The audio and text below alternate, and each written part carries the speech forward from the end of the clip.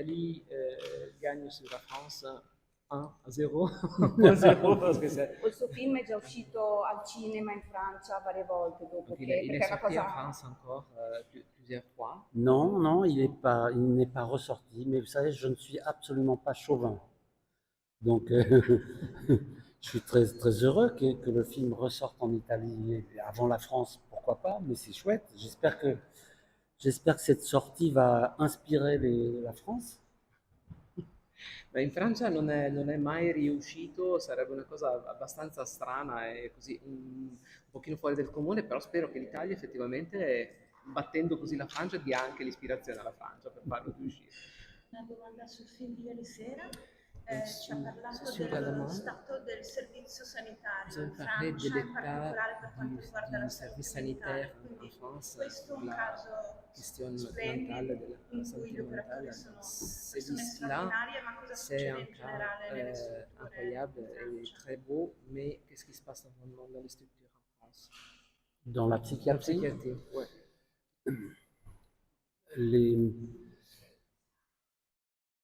la psychiatrie est un peu le parent pauvre de notre système de santé.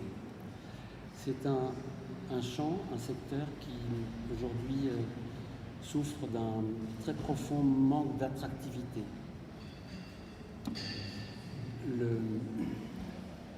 Beaucoup d'infirmiers désertent cette profession au bout de quelques années parce qu'ils ont l'impression, ils ou elles ont l'impression de ne pas pouvoir travailler dignement. Quand vous n'avez plus le temps d'être à l'écoute, de prendre du temps avec les patients, avec les malades, parce que vous avez de plus en plus de tâches administratives, de travail à l'ordinateur, etc. Vous n'avez plus le temps d'être avec les patients. Ce métier ne devient plus ce qu'il doit être. Voilà ce qui se passe. Purtroppo il settore della salute mentale in Francia è un po' il parente povero in un certo senso in questo momento, perché diciamo che ha una sorta di mancanza di attrattiva, e la mancanza di attrattiva viene dal fatto, e questo fa allontanare molti medici, molti infermieri, molti operatori, viene dal fatto che purtroppo c'è sempre più amministrazione da fare, ci sono più questioni burocratiche e c'è sempre meno tempo da dedicare realmente al paziente per poter parlare con la persona, e quindi questo chiaramente, quando uno si rende conto che non può più fare la propria professione nel modo in cui andrebbe fatta, è questo che fa allontanare molte persone. Manque de lits aujourd'hui, manque de moyens humains surtout, manque de personnel. Aujourd'hui, on garde les patients le moins de temps possible. On donne des médicaments et rentrez chez vous. C'est pas ça la psychiatrie.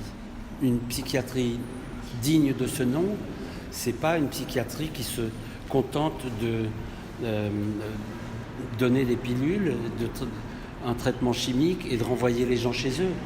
La psychiatrie, c'est un art qui demande de la patience, de l'attention, un travail spécifique à chacun pour aider chacun à retisser un lien avec le monde.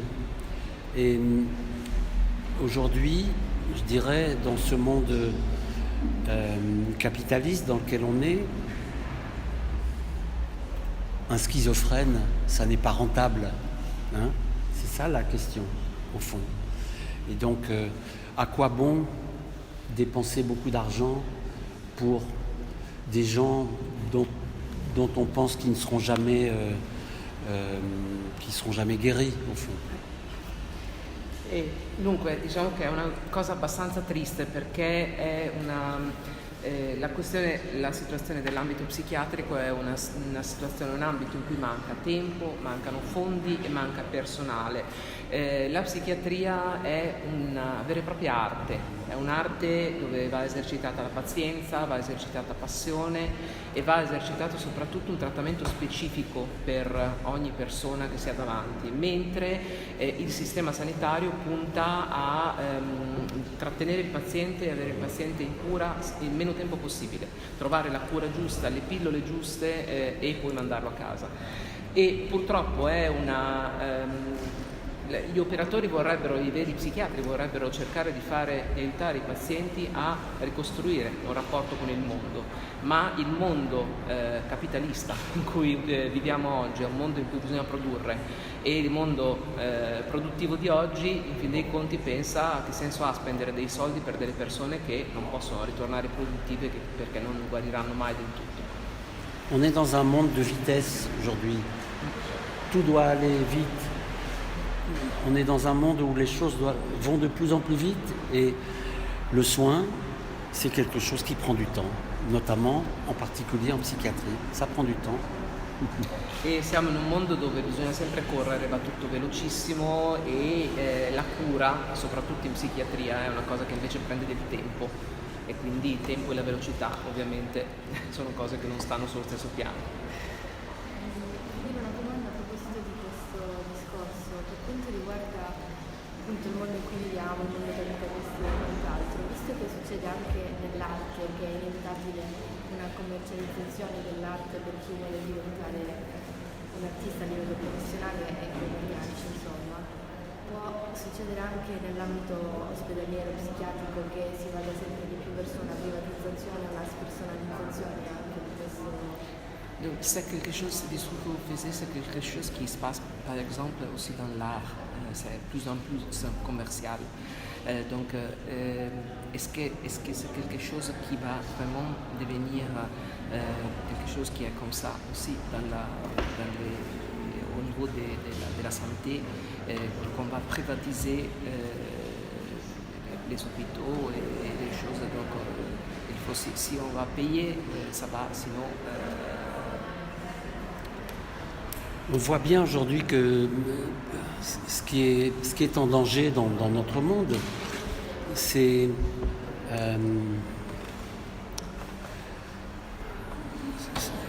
tout ce qui reste encore d'humanité. C'est ça qui est fragile aujourd'hui. Ça vaut pour la psychiatrie, mais ça vaut aussi pour tout le reste. Aujourd'hui, on parle beaucoup d'intelligence artificielle. C'est-à-dire que nous sommes de plus en plus, au fond, les esclaves des algorithmes. On est aujourd'hui complètement agi par les algorithmes. Ça se voit dans nos téléphones, dans notre quotidien. On est de plus en plus agi par tout ça, par des... c'est pas des puissances occultes, mais c'est par tous ces algorithmes qui nous dictent et qui nous gouvernent et nous obligent à consommer, etc., etc. Donc, ce qui est rendu fragile aujourd'hui, c'est ce qui est menacé, c'est le droit à l'erreur, c'est la singularité des personnes et des comportements. On est dans un monde d'uniformisation qui fragilise, oui, la singularité des uns et des autres. Et la psychiatrie, c'est le domaine de la singularité. Nel mondo di oggi quello che è in pericolo estremamente è tutto quello che è la parte umana. La parte umana sta diventando la parte più fragile del nostro mondo, perché siamo in un mondo che è sempre più, in un certo senso, governato. Si parla di intelligenza artificiale tutti i santi giorni e noi siamo sempre più schiavi degli algoritmi, in un certo senso. Se ci pensiamo, siamo schiavi degli algoritmi. Guarda, basta guardare i nostri cellulari che ci consigliano che cosa dobbiamo comprare, che cosa dobbiamo vedere, che cosa dobbiamo fare. Quindi siamo un po' gestiti da questo, e questo fa sì che quello che diventa fragile è che non c'è più il diritto all'errore, non c'è più il diritto alla singolarità, quindi e ai comportamenti singolari, e questo c'è una sorta di si tende a uniformare, a un mondo che uniforma quello di adesso, e per esempio il campo psichiatrico è proprio quello che vive sulla singolarità delle persone e quindi quello è più fragile di tutti. Vous savez, dans certains pays, on commence à remplacer des psychiatres par des robots, dans des pays d'Asie en particulier. Donc c'est terrible, c'est terrible. Ci sono addirittura dei paesi in Asia dove ci sono gli psichiatri che sono sostituiti da dei robot, per cui siamo proprio al livello peggiore. C'est à se demander où sont les plus fous. Hein. A quel punto bisogna chiedersi chi sono i più matti. Les plus fous ne sont pas forcément ceux qui sont en psychiatrie. Forse i più matti non sono quelli che vengono curati, ma forse sono quelli che curano. Maestro, dopo questa triste constatazione della situazione della psichiatria in Francia, dipendesse da lei, cosa suggerirei? Donc, on a dit que ça se passe comme ça en France, et si c'était pour vous, qu'est-ce que vous conseillerez pour la psychiatrie en France? En France, en Italie aussi, c'est pas trop différent. Moi, je ne suis pas un spécialiste, je ne suis qu'un cinéaste, mais je pense qu'il faut essayer de redonner de l'attractivité au métier d'infirmier en psychiatrie, de psychiatre, redonner de l'attractivité à ces professions-là pour qu'il y ait plus de soignants, et s'il y a plus de soignants, les personnes qui travailleront auront plus de temps à consacrer aux patients, pourront peut-être prendre le temps de faire des ateliers, de proposer des choses, de proposer des sorties. Voilà. Et aujourd'hui, bien souvent dans les services, les malades tournent en rond dans la cour, comme s'ils étaient... Comme ça fait penser à la prison. Ils sont souvent livrés à eux-mêmes et c'est dramatique. C'est à l'image du reste, je l'ai déjà un peu dit. Ma diciamo, io sono un regista, non sono un cineasta, quindi non sono uno specialista, però credo che sarebbe importante cercare di ridare dell'attrattiva a questa professione, alla professione di operatore psichiatrico, in modo tale da poter formare e avere più operatori, e avendo più operatori del settore sarebbe possibile dedicare più tempo alle persone, perché meno operatori ci sono, meno tempo c'è per ognuno. Ci sono spesso i pazienti vengono lasciati da soli, addirittura si ritrovano, non so, a fare il giro del cortile in tondo come se prendessero l'ora d'aria, come carcerati in un certo senso, mentre invece avendo più operatori appassionati sarebbe possibile proporre dei laboratori, proporre delle passeggiate, non so, cose di questo tipo, delle cose diverse più a livello umano.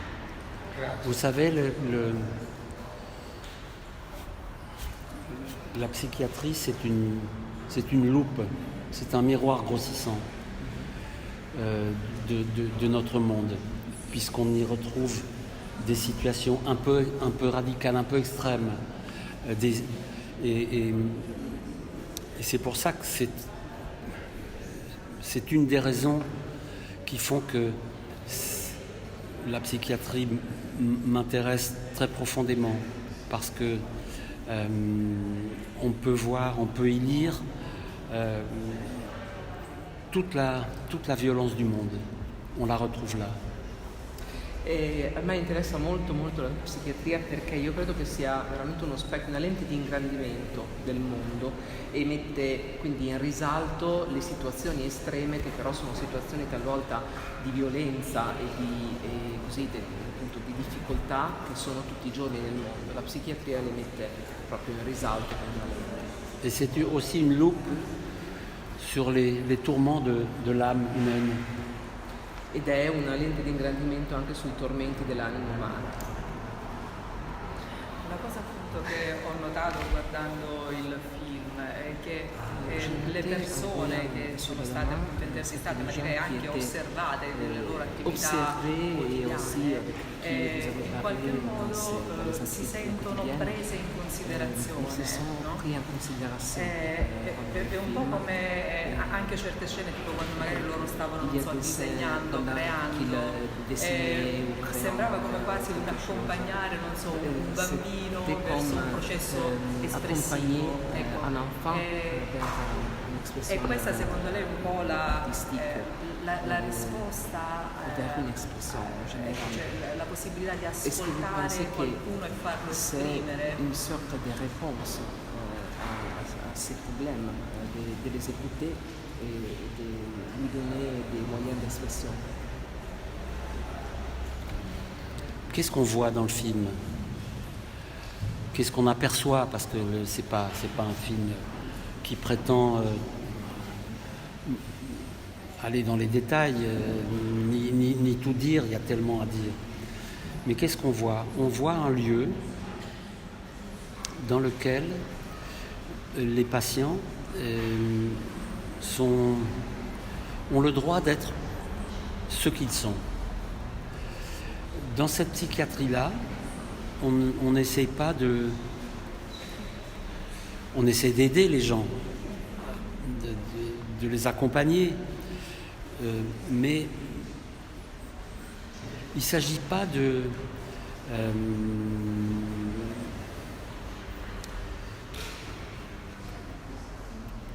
ils sont considérés comme ils sont, leur singularité est respectée. On n'essaye pas de les faire rentrer dans le moule, si j'ose dire. On n'essaye pas de faire qu'ils deviennent comme nous, comme si ça n'est pas une psychiatrie, je dirais, punitive, les faire rentrer dans la norme, hein, mais les aider à vivre comme ils sont et les aider à trouver des solutions pour qu'ils puissent continuer à vivre et à nouer des relations avec le monde, avec la société, avec la cité, tout en respectant leur façon d'être. E allora quello che diciamo nel film, quello che si intravede, perché in effetti non andiamo nei dettagli, però si intravede questo luogo dove i pazienti possono essere se stessi, cioè quello della Daman è un approccio psichiatrico che naturalmente cerca di accompagnare i pazienti, cerca di aiutarli, però non li vuole uniformare o farli diventare come siamo noi, o farli diventare, fra virgolette, normali, cioè li aiuta, vuole aiutarli a vivere nel mondo la loro singolarità, quindi trovare una soluzione a creare delle relazioni, a interfacciarsi con la società, con la città e con il mondo in cui vivono nella loro singolarità. Et chacun doit trouver ses solutions à lui, parce qu'il n'y a pas de solution miracle pour tout le monde, hein, Alors, peut-être deux exemples. Dans le film, il y a un homme que j'ai filmé assez longuement. Il chante une chanson, Just Open the Doors, en clin d'œil à Jim Morrison. Il parle de Van Gogh, de Wim Wenders. C'est un homme extrêmement cultivé. Et c'est un homme qui, au fond, réussi à trouver un équilibre, son équilibre, grâce à l'écriture, la musique, le dessin, la bande dessinée, les arts. Et c'est un vrai artiste. Et lui, il trouve son équilibre à travers la pratique des arts. Je pense à un autre aussi, un garçon plus jeune, qui nous raconte, qui porte des aimants autour du cou. Et c'est une solution qu'il a trouvée, au fond, pour se protéger des voix qui envahissent son cerveau. Donc il a trouvé déjà un peu une petite solution à lui. Hein. C'est-à-dire souvent les patients d'abord, connaissent bien ce dont ils souffrent, mieux que personne. Et il arrive qu'ils trouvent eux-mêmes, petit à petit, un début de solution pour se protéger contre les souffrances, les voix qui les envahissent, les injonctions. Vous savez, pour certains, c'est un enfer dans la tête. Hein. Il y a des gens qui sont prisonniers des voix qui les envahissent et qui leur ordonnent de se jeter dans la rivière, de se jeter par la fenêtre, etc. Beh, diciamo che ci sono i pazienti che talvolta trovano ogni paziente ha bisogno di trovare una sua soluzione, non c'è una soluzione miracolosa che valga per tutti, e ci sono alcuni pazienti che trovano una loro soluzione proprio già di per sé stessi. Mi vengono in mente due persone in particolare. C'è un uomo che ho filmato a lungo, che avete visto, che scrive e canta questa canzone che si chiama Just Open the Door, che è un uomo estremamente colto, è un uomo che parla di Jim Morrison, parla di Wim Wenders, parla di Van Gogh, parla veramente di un sacco di cose artistiche, ed è un vero artista. Lui ha trovato una sua sorta di equilibrio nell'arte che esercita con la scrittura, con la musica, con il fumetto, dipingendo, e lui trova questo suo equilibrio. E l'altro che mi viene in mente è un ragazzo più giovane che, se ricordate, ha dei magneti attaccati al collo, e sono dei magneti che lui ha per difendersi. Ha trovato questo metodo per difendersi dalle voci che gli girano in testa. Pensate che ci sono alcune di queste persone che sono veramente, hanno un vero inferno in testa, nel senso che hanno queste voci che magari gli ordinano di buttarsi da un ponte, di buttarsi da una finestra, e i pazienti che arrivano alla Daman, i pazienti psichiatrici, spesso sono consapevoli totalmente delle loro problematiche, e qualcuno arriva già con una sua piccola soluzione, e in un posto come la Daman questa soluzione la può portare avanti. Prima di tutto la ringrazio per questo film, perché per me è stato un profondo pozzo di stimoli per quanto riguarda la psichiatria e per quanto riguarda questa operazione fatta in Francia. Sur quoi penser sur la psychiatrie et sur cette opération faite en France. Una cosa che però mi è nata sentendo quello che ha dichiarato adesso è l'idea delle persone non produttive, quello che è stato detto prima. Lei l'ha messa in parallelo, secondo me volutamente, vedendo le persone che ha filmato, con individui che hanno propensioni artistiche comunque, che nell'arte riescono a trovare una loro strada di equilibrio. Sono delle persone che sono dei artisti. Ecco, a me è sembrata una metafora di quello che in realtà il mondo stesso vuole da noi. L'arte non è utile se non è commerciabile. Gli uomini non sono utili se non sono produttivi. Et les gens ne sont pas utiles s'ils ne sont pas productifs. Je l'ai vu un peu comme une métaphore. D'abord, moi, ce que je voudrais dire, c'est que sur la Daman, malgré son nom, Sur la Daman, ça n'est pas un film sur la psychiatrie. C'est un film en psychiatrie. C'est pas pareil. C'est-à-dire que ma position comme cinéaste, c'est pas celle de quelqu'un qui sait, qui est un sachant, savant, et qui tient un discours pour ces pauvres spectateurs qu'il faut instruire, à qui il faut tout expliquer, pour leur dire ce qu'il faut penser de la psychiatrie. Je ne fais pas un film pour dire aux spectateurs, voilà ce que vous devez penser. Je fais un film qui va en psychiatrie. C'est-à-dire, je fais des films à partir de mon ignorance, à partir d'un non-savoir. Je ne suis pas un spécialiste, je suis un spécialiste de rien du tout. Je fais mes films à partir de ma curiosité, de mon envie, de mon désir d'aller à la rencontre de quelque chose. La psychiatrie, c'est quelque chose qui m'intéresse, et donc dans ce film, je prends les spectateurs par la main et je dis, venez avec moi on va aller dans cet endroit intéressant, l'Adaman, il se passe des choses.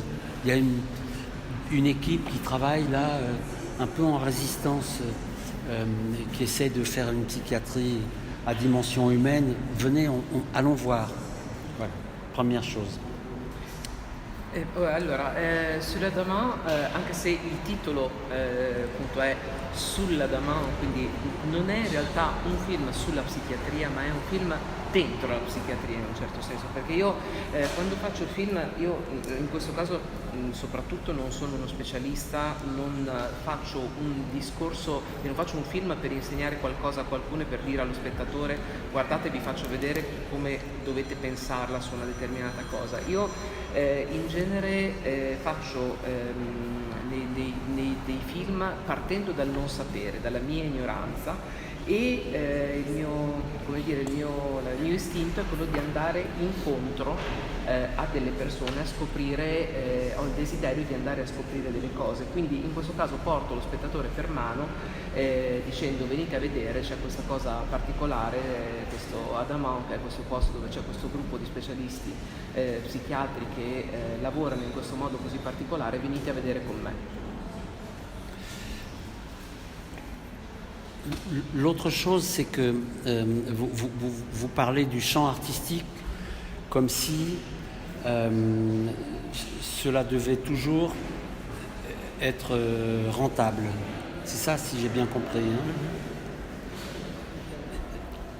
Oui, c'est le niveau artistique, ça vaut quelque chose seulement si on peut le monétiser. Mais pourquoi vous dites ça? Vous pensez ça, vous? C'est peut-être quelque chose qu'on disait parce qu'on parlait des gens productifs et pas productifs. Peut-être ici il y a des artistes qui font pas de l'art commercial. Vous savez, hein, quand on fait des films, on cherche. On n'est jamais sûr que le film va marcher. Heureusement. Vous voulez traduire? Sì, certe parole capisco. No, certo. Allora, parlavamo del concetto appunto che l'arte effettivamente ha un senso solo se è commerciabile, ma perché in realtà poi deve essere così? In fin dei conti, anche nel cinema, in fin dei conti, quando si fa un film, non si sa se il film avrà successo oppure no, e per fortuna. È per questo che io le ho chiesto se era una metafora voluta o non voluta di quello che... Si c'était quelque chose, c'était une métaphore qui était voulue ou pas voulue, avec ces gens qui ne sont pas productifs et l'art qui peut être productif ou pas. Je sais, c'est pas, moi je cherche pas les métaphores. Je ne dis pas que je m'en protège, mais je ne fais pas... vous savez, quand on fait un film... No, dice quando... No, io non cerco metafore in genere. Ok, questa è la risposta. Sì, poi sta dicendo, quando faccio un film... Quand on fait un film, on ne maîtrise pas tout. Les spectateurs pensent que tout est maîtrisé dans un film. Mais c'est pas vrai. Ce qui est magnifique dans l'art et dans le cinéma ou au théâtre, c'est que les spectateurs peuvent s'en emparer et y voir des choses que même le cinéaste n'a pas vues. Il n'y a rien de plus beau, pour moi, que d'apprendre des choses sur mes propres films de la bouche d'un spectateur, d'un critique de cinéma. Ça, c'est magnifique. Je vais donner un exemple après. Ok, allora, dicendo appunto prima che lui non cerca le metafore, però contemporaneamente bisogna tenere presente che nel cinema, e questo è bellissimo, non si gestisce tutto, il pubblico ha la sensazione che tutto sia gestito, ma in realtà non si gestisce tutto, e così è nel cinema, nel teatro, e questa è una cosa per me fantastica perché diciamo che lo spettatore si può impadronire del film o dello spettacolo che vede e trovarci qualcosa che il regista non ci ha visto. Non c'è nulla che io ami tanto quanto imparare qualcosa sui miei film da uno spettatore o da un critico cinematografico che ci ha visto qualcosa che io non avevo neanche pensato. Chacun voit des choses. Regarder un film, regarder, c'est déjà se projeter dans ce qu'on regarde. Je regarde la rivière qui passe, je vois des choses. Les autres vont voir autre chose, vont penser à autre chose. Je regarde un film, on regarde les films, on lit les livres à partir de notre parcours, à partir de notre enfance, à partir de ce que nous sommes. Et c'est pour ça qu'un film, c'est ça qui est beau. C'est à la fois, quand on est au cinéma, on voit tous le même film et on voit tous un film différent. Et c'est ça qui est magnifique. Io credo che la cosa magnifica sia che quando noi guardiamo un film ci proiettiamo una parte di noi stessi nel film, quindi se io guardo anche soltanto guardando un fiume io vedo determinate cose, un'altra persona ne vede delle altre, la stessa cosa vale nel guardare un film, nel leggere un libro, noi tutte queste cose le facciamo partendo dalle nostre esperienze, dalla nostra infanzia, da quello che siamo noi. Quindi la cosa fantastica secondo me del vedere un film è che noi dentro a un cinema vediamo tutti lo stesso film, ma in realtà vediamo tutti film diversi. Ok, grazie. Per una domanda che non ho fatto. Siamo rimasti in sospeso. Va bene, no, anche perché magari non abbiamo parlato molto come lei ha lavorato con i protagonisti di questo Comment vous avez film. travaillé avec les protagonistes des films? E allora a questo proposito volevo sapere anche quanto ha girato. Combien de perché- temps et combien de temps vous avez Quanto ha filmé? Alors, une des toutes premières choses que je dis quand j'arrive quelque part pour faire un film, et c'est une chose vraiment basique, mais vraiment importante. Je dis toujours, voilà, chacun ici doit pouvoir très très librement accepter ou refuser d'être filmé. Et si vous n'avez pas envie d'être filmé, vous avez le droit de le dire, vous avez le droit de le dire sans aucune gêne, sans aucune culpabilité, et vous avez même le droit d'être filmé aujourd'hui, de dire oui aujourd'hui, de dire non demain, et à nouveau d'accepter un autre jour. Chacun doit se sentir complètement libre face à cette question-là. Allora, per prima cosa, la cosa che io dico sempre quando inizio a fare un film è che ognuno deve poter accettare in ogni momento di essere filmato o meno, deve avere il diritto e la libertà assoluta di poter dire voglio essere filmato, non voglio essere filmato, oppure oggi voglio essere filmato, domani no e dopodomani sì di nuovo, quindi ci deve essere questa libertà assoluta. Bref, mon travail consiste à essayer de créer une confiance et de créer chez les personnes que je voudrais filmer, au fond, créer les conditions pour que, conditions esthétiques, éthiques, politiques peut-être, conditions relationnelles, pour que les gens qui sont là ont envie de participer au projet, de nous donner quelque chose. Je dis souvent, je ne filme que ce qu'on veut bien me donner. Je ne cherche pas je ne force pas les portes, je n'ai pas de programme. Je suis là dans